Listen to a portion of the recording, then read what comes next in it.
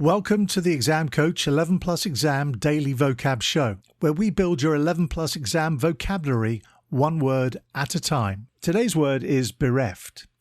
It is pronounced bereft and spelt B-E-R-E-F-T.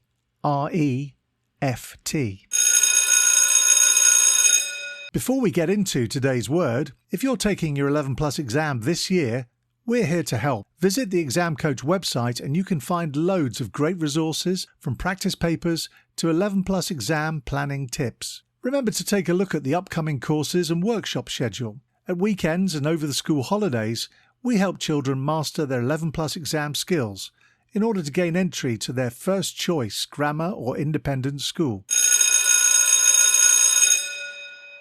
Now, back to today's word. Bereft is an adjective meaning deprived of or lacking something, especially a non-material asset.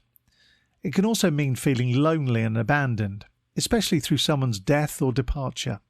For example, you could say, the old tree was bereft of its leaves in the winter, or the little girl felt bereft after her dog ran away. The word bereft comes from the Old English word berefian, which means to deprive of.